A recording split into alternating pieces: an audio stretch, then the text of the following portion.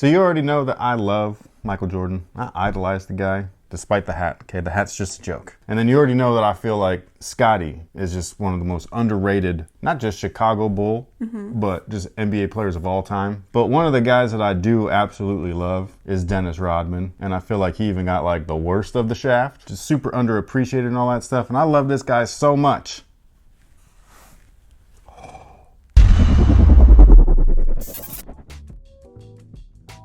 You did it too, I forgot. Yeah, I did. This is the Dennis Rodman episode. Hers is a little less permanent than mine, so. Who are you again? Oh yeah, my name's Chris, my bad.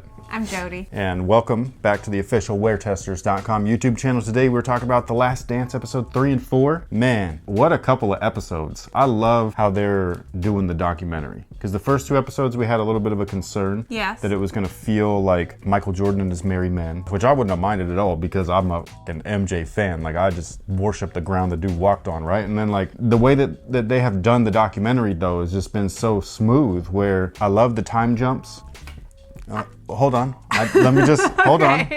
I love the time jumps because they put context to where they're at that moment. And so it's like in order to understand their mindset right now, which is the now in the series is that last dance, that last year. So in order for them to have context for that, they've been throwing it back. And I personally love that type of storytelling because they did that in Ninja Turtles, that 2003 series that you actually like too, where every episode they started off with the ending. Yes. And then they threw it back to like let you know how they got there. And I just really like that kind of storytelling. I appreciate that. But I do like that these two episodes did not feel like Michael Jordan and his merry men. I feel like he was like barely in it, to be honest. At the end of both episodes, I was like, whoa, I really, really, really like the episodes. We have all the way up to episode 8, I think, on our hard drive. And we haven't watched them. I asked that we go through it with the majority. I know a lot of people are already watching ahead. Yo, it's hard not to because I want to, but it's a weekly thing to look forward to. I get it. But what did you want to say, though, about the way that they've been storytelling? So I enjoy time jumping shows. I watched This Is Us. I watched Once Upon a Time. There's several others. Once Upon a Time? What's that? I remember. So I can go with you there. My problem with how they were doing it was I was getting confused because I didn't grow up in that world watching any of this. A lot of it is all brand new to me. And so when I have to go, are we on championship 1? Because this is supposed to be the last dance. Why do we keep... And I realize they show the timeline moving. That's how good these guys kept their bodies in shape, though.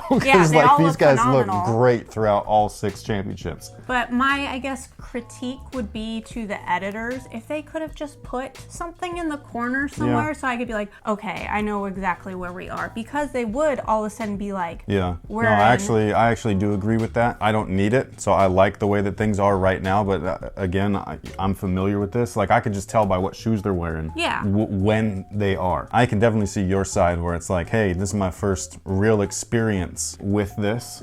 It would be confusing. I needed more of a cue. Even in like 13 Reasons Why, there would be like a different color to what was going on. So there would be a cue. So you knew exactly where you were in the moment. The only time that you can tell when it was either if the film was a little bit grainy. And like the length of their shorts, I get that. I was gonna say by looking at Phil. Looking at Phil Jackson, you know what time frame it is. He was the one dude that aged. Well, he's been in there forever. I know, that poor guy's body, man. That poor guy's body is f***ed up. One thing though, before we talk about, because I have notes right here. So like my notes are Rodman. I want to talk about the style of play, animosity with MJ, Phil, hippie Phil, father figures. But the main thing is that I do want to get off my chest right now. It's the last thing that I wrote. I want to talk about him. No, I'm going to do it right now. I'm going to do it right now. I wrote down that Jerry was not a bad guy, just jealous. Okay, so I want them to get to the part where they explain how does it go from Jerry being like, hey, I want you to come interview for this job. You blew it, so I'm gonna bring you back in again with notes as to how to land this job. And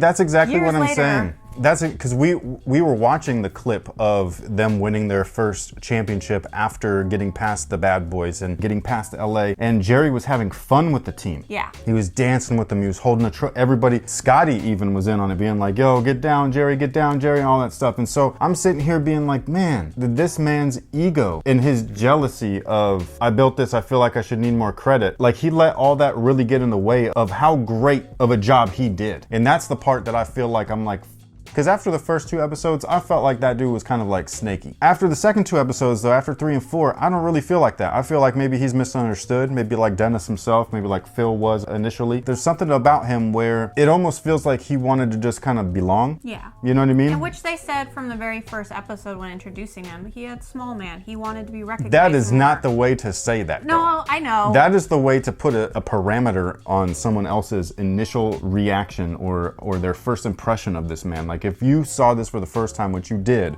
all of a sudden you got a dude being like, he had a little man problem, being like, oh great, he's a little terror, you know what I mean? And all that stuff. And it's a very good way to describe it. It gave me an instant. Okay. That's exactly what I'm saying though, is that, but he wasn't like that at first. The dude had all the best intentions. Like it or not, he did a fantastic job. He not only did a fantastic job, he saw things in people that those people never saw in themselves. Plain and simple. I feel like, or at least I hope, that they really do full circle this man, because he's not around to interview. Yes, so I want to see, I'm hoping they show like what were the things that happened where he went from wanting this guy so much to, this is your last year, I'm not keeping you. I don't know. I wonder if it's just the fact that in all the articles, in all the newspapers, all the media, at least at that time, and this happens today too, like you don't hear about the general manager often, and they do a lot of work, they do, but the players really do, like you can't motivate a guy. He's either motivated or he's not. Like the whole Dennis thing, it's like, oh, I need a vacation. And then MJ's like,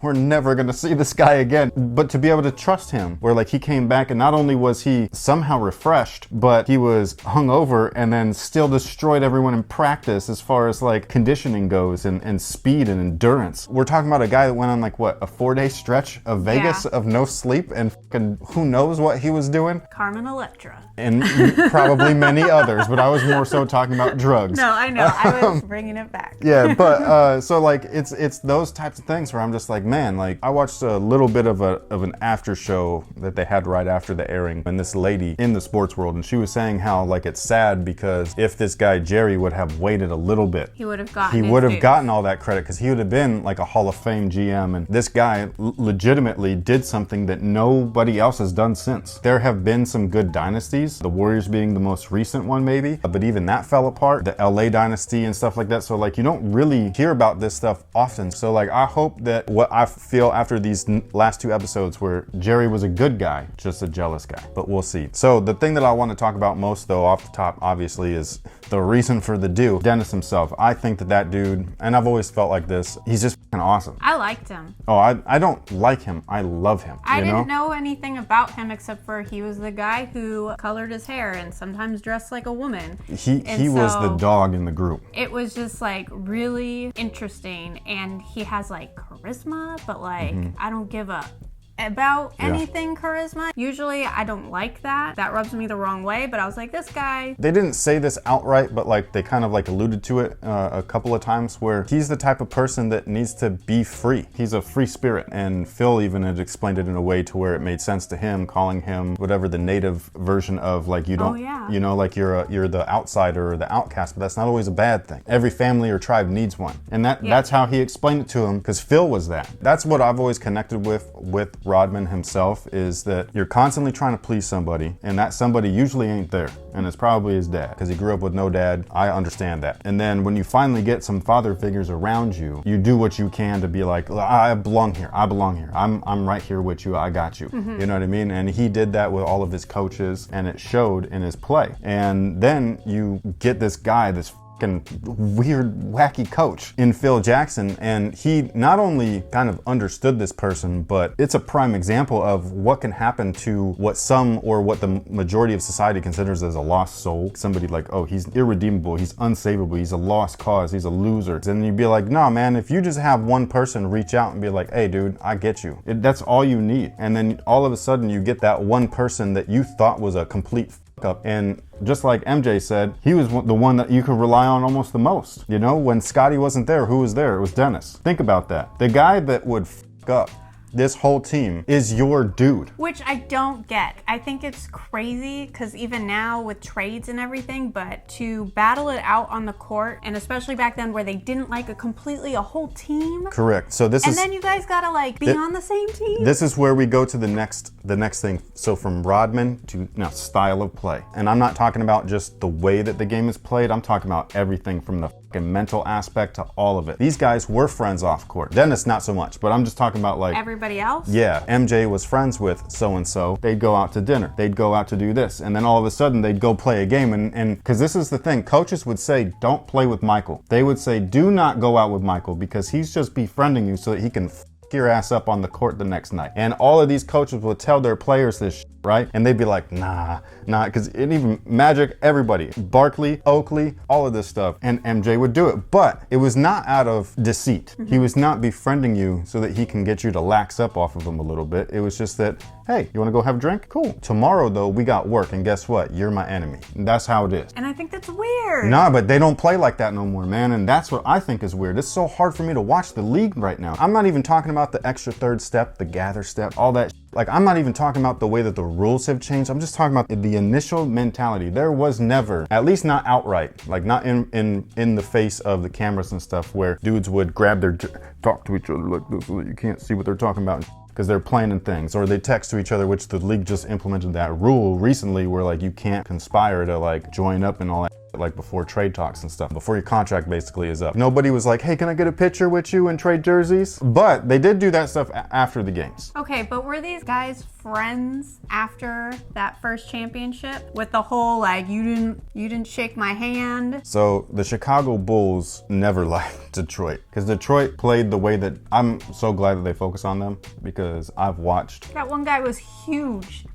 Oh, she had a thing for Lambeer because he's a giant tree out there. Not a thing, but like oh my God, like. It was when they were walking off, and the one guy who I know is like probably close to 7 feet is behind him, and he's only at his shoulder, and I'm like.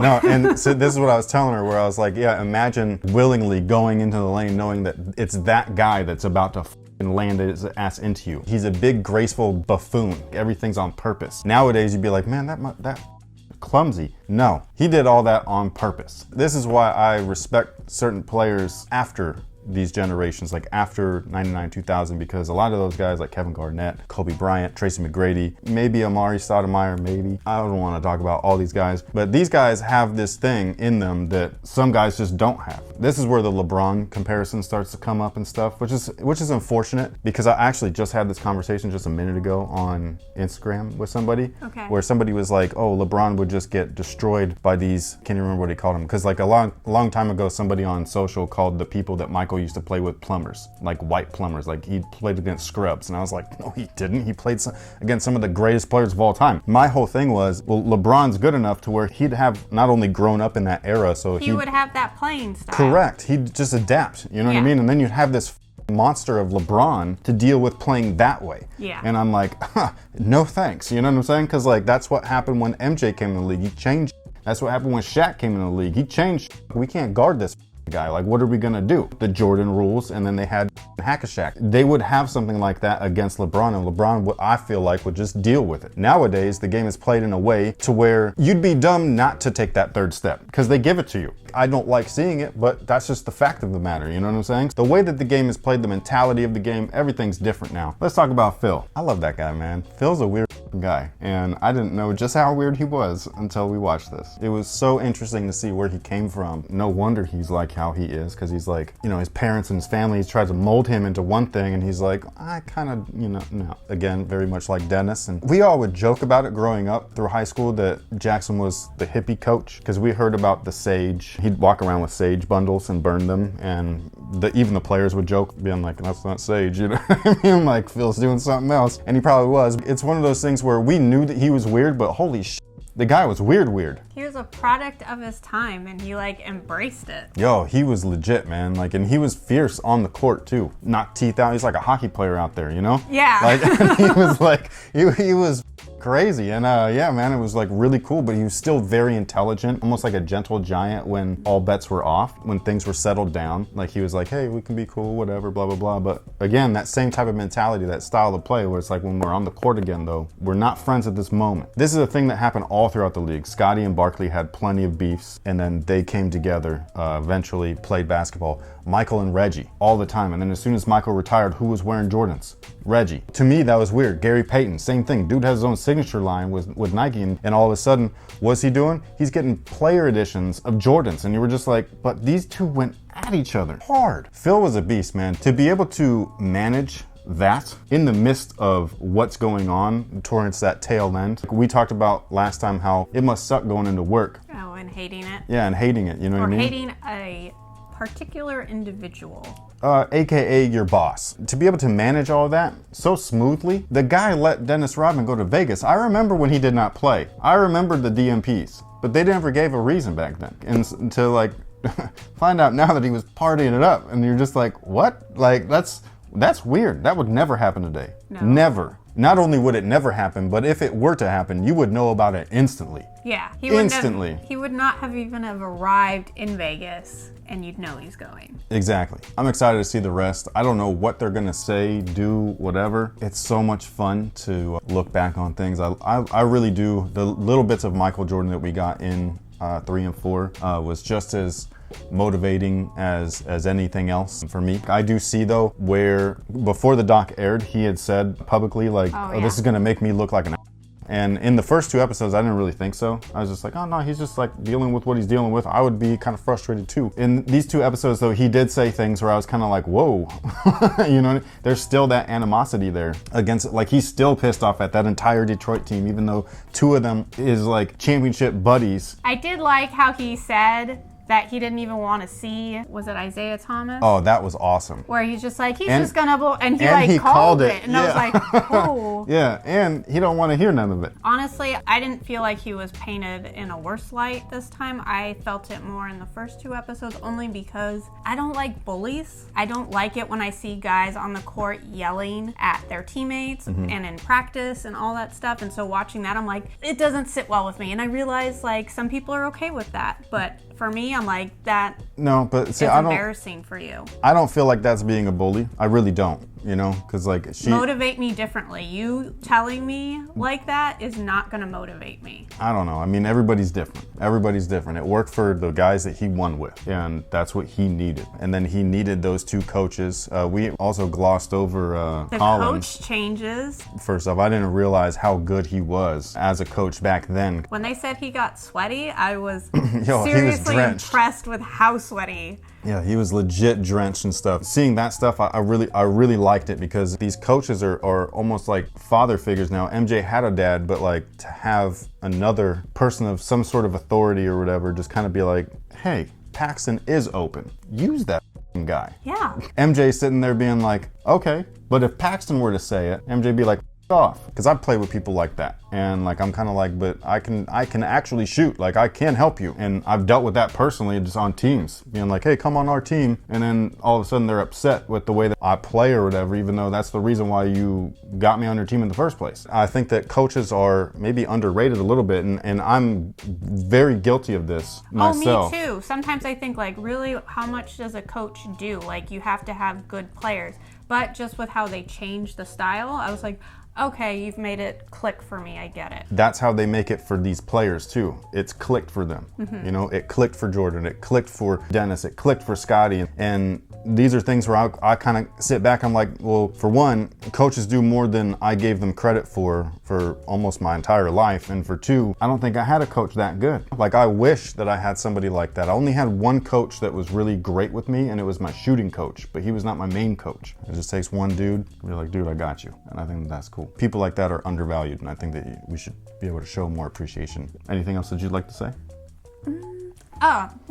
This has nothing to do with anything we've covered, but those warm-up suits. Which one? The bull suits? It was that whole era, because even the Pistons were wearing them. But those little short sleeve things, they looked like they were going bowling, walking out onto the court. Like, that what was the style. was that? Yes. With the buttons, yeah. I couldn't tell if they were going bowling or if they were going to shoot pool. A what little was bit going on? Well, a little bit while later, it was funny because everything changed a little bit. So you still had your tearaways, your pants, but then they had it was a warm-up jacket. Yes. And so it was really cool. It was almost like not like a Letterman jacket where it was heavy, but just kind of that style, but in performance gear. But then under it, you still had, that was a shooting shirt is what you're talking about. That was an original warm-up shooting shirt. Oh. And so like when I was growing up, there was a time, lots of brands have taken over the NBA license from Reebok Adidas, Nike. Well, those are the most recent, but when I was a kid, it was Champion, Reebok, and Nike. I had this Chicago Nike shooting shirt, and it was so dope, and it was from that era, that Last Dance era. So it was a short sleeve? It was short sleeve, it had the cool V, it was black on the front, and it said Chicago, but it's stitched in. Yeah. And then on the back, it was like kind of like red and white. It was super dope, super expensive. My uncle got it for me. And I felt like part of the team, you know what I mean? And I just was like, this is crazy. I had the cheap Jordan jersey, the Champion one with the iron-on letters and numbers and stuff like that. I love seeing the early three-peat because that was the style. So I would always let myself know, don't worry, man, they still played in these. It was just the old jerseys, you know what I mean? Because like my friends had the authentics with the stitched on patch numbers and stuff like that, and we couldn't afford that stuff. But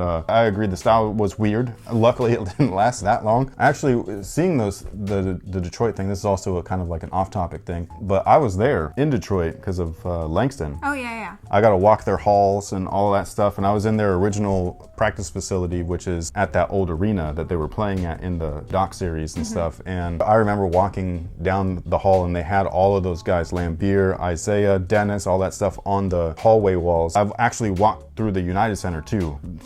That was amazing. I was in the locker room. I got to sit like where MJ and Scotty's lockers were, and they were right next to the exit. That way when media came in, if they didn't want to be around, they just book. Yeah. And it's funny because the person that gave me the tour of the United Center, guess who it was?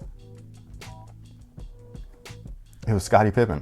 What? Yeah, Scottie Pippen gave all of us the tour. It was that time that we went and I got to go play at MJ's house. Okay. Yeah, and so like all of so that's how you've met him. Yes. Okay. All of these cool things that's ever happened to me is only because I started a YouTube channel 10 years ago or 11 years ago and started reviewing sneakers, and then changed my life somehow. Super weird and like full circle moment, because like there was a stretch of my life where I didn't play basketball even at all because I was busy dealing with life and stuff like that. And it's just cool that, you know, your passions can like actually fuel your potential profession, even if you have no idea that that's happening at that very moment. But yeah, that's pretty much our thoughts on episode 3 and 4. We're loving it so far. Are you loving it? Yeah, like I said, like I learned some things. I feel like I kind of said it all. Is it interesting to see the stuff that I grew up kind of like idolizing? So does it make you understand me at least a little bit more, or no? I feel like I have a pretty good understanding of you.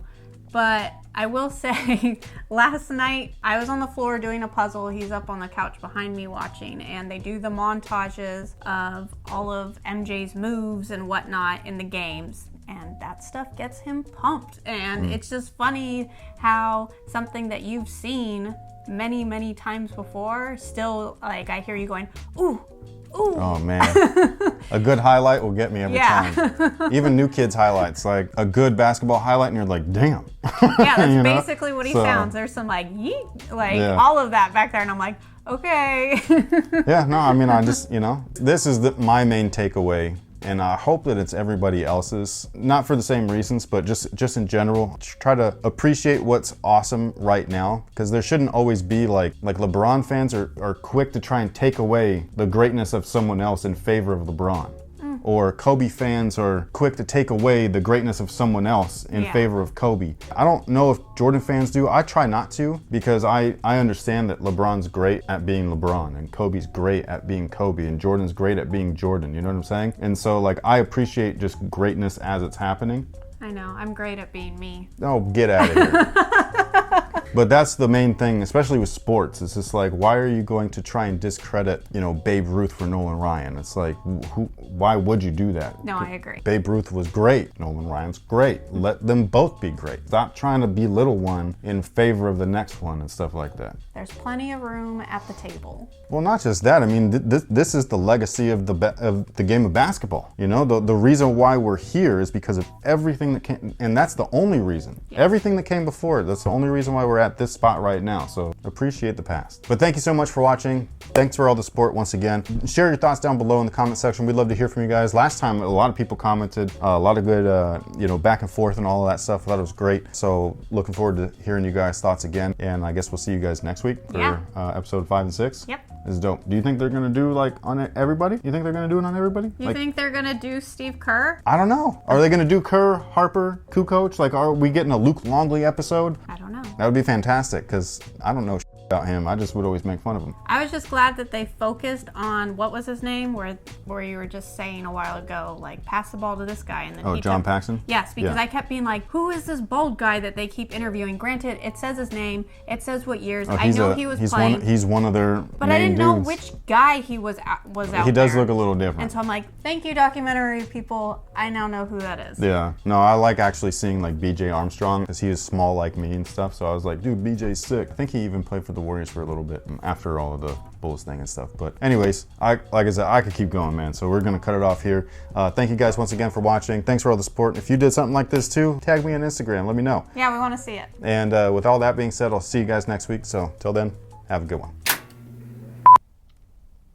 Why do you have these looks? What? You have these looks like I either talk too much or wrap it up or something. I thought you were going to wrap it up. I will sit here and talk forever. Forever.